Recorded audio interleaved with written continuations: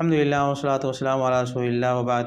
مسلمانوں کے اندر بہت سارے ایسے لوگ پائے جاتے ہیں جو شرکیہ اعمال کھلے طریقے سے کرتے ہیں، اس کے باوجود یہ سمجھتے ہیں کہ ہم نیک عمل کر رہے ہیں، اس کے باوجود یہ سمجھتے ہیں کہ ہم دین کے مطابق بالکل موافق عمل کر رہے ہیں، ہم تو پکے مسلمان ہیں، پکے مومن ہیں، حالانکہ ان کے اعمال کیا ہیں؟ شرکیہ اعمال ہیں۔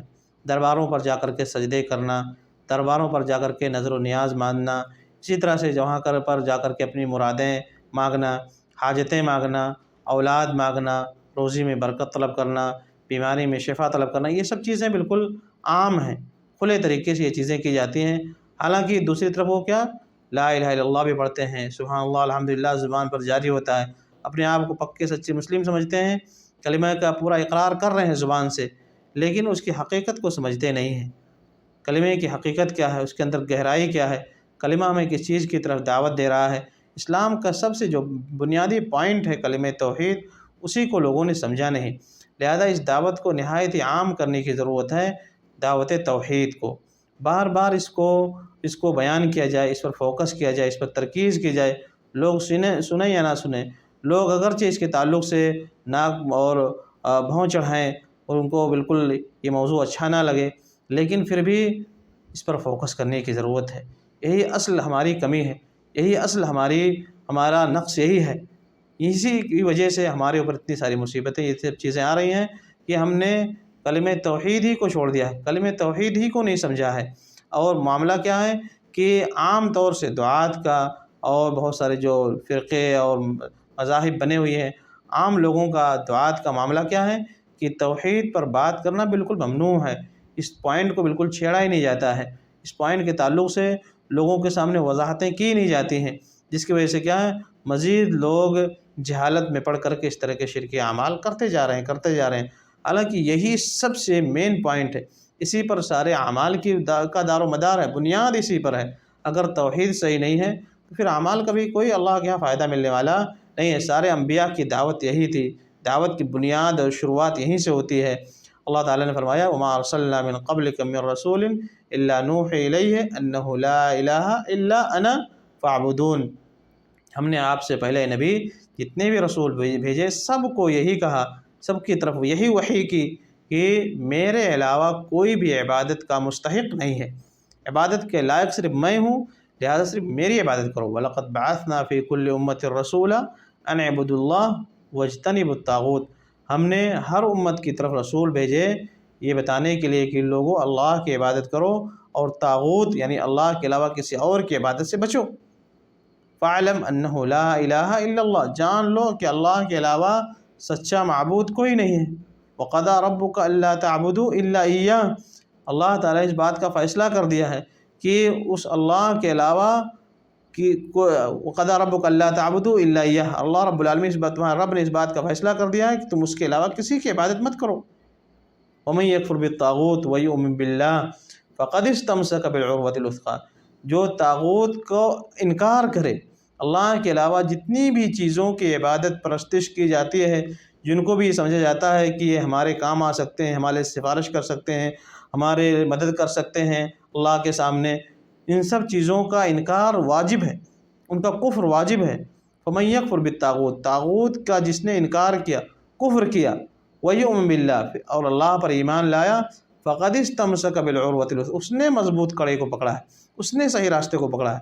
صحیح راستے کو پکڑنے کے لیے دیکھیں کلمہ جو ہے لا الہ الا اللہ، اللہ کے علاوہ ساری جتنی بھی چیزیں جن کی بھی پرستش کی جاتی ہے، چاہے وہ بت ہوں، چاہے وہ لوگ ہوں، چاہے وہ اولیاء ہوں، چاہے انبیاء ہوں، چاہے وہ فرشتے ہوں، چاہے وہ سورج و چاند ہوں، جتنی بھی چیزوں کی عبادت کی جاتی ہے جن کو معبود سمجھا جاتا ہے، سب کا انکار کرنا واجب ہے۔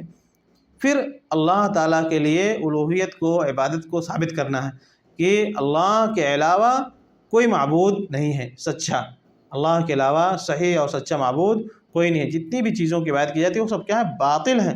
وَأَنَّمَا يَدْعُونَ مِن دُونِهِ الْبَاطِلَ، اللہ تعالیٰ صرف حق ہیں، اور اللہ کے علاوہ جتنی بھی چیزوں کی سے دعائیں کی جاتی ہیں نا، وہ کوئی بھی ہو، وہ سب کیا ہے؟ باطل ہیں۔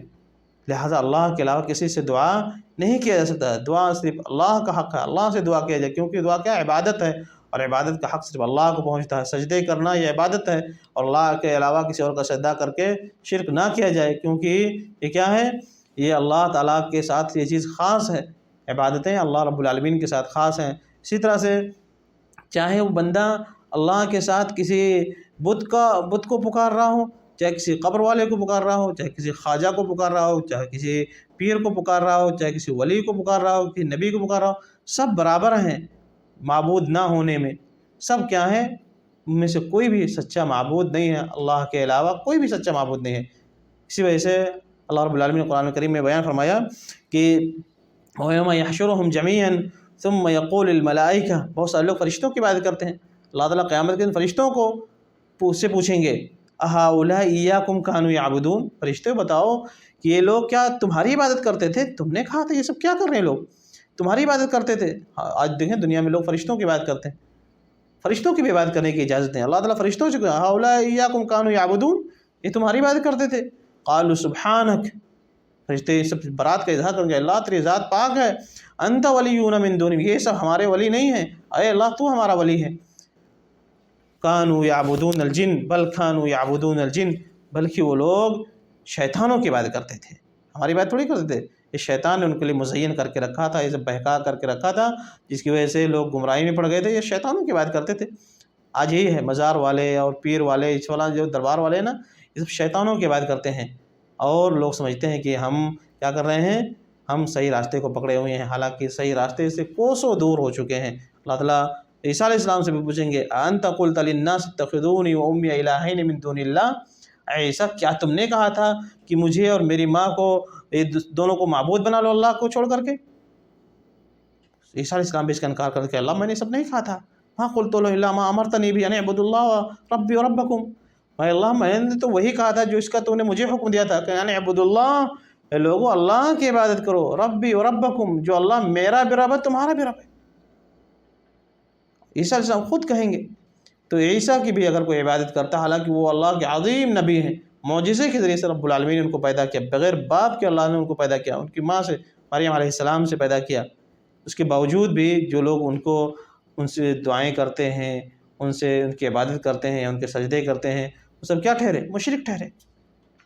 اللہ تعالیٰ پوچھیں گے عیسیٰ تم نے کہا تھا کہ تم مجھے اور میری ماں کو اللہ کے علاوہ معبود بنا لو؟ وہ اس کا انکار کر دیں گے۔ اور آج لوگوں کا حال یہ ہے کہ فلاں پیر صاحب کو، فلاں ولی صاحب کو، فلاں خواجہ صاحب کو لوگ اپنے حاجتوں کے لیے، حاجتوں میں ان سے مدد مانگتے ہیں۔ یہ کیا ہے؟ بہت بڑی کمی ہے، جس پر فوکس کرنے کی ضرورت ہے، لوگوں کو سمجھانے کی ضرورت ہے۔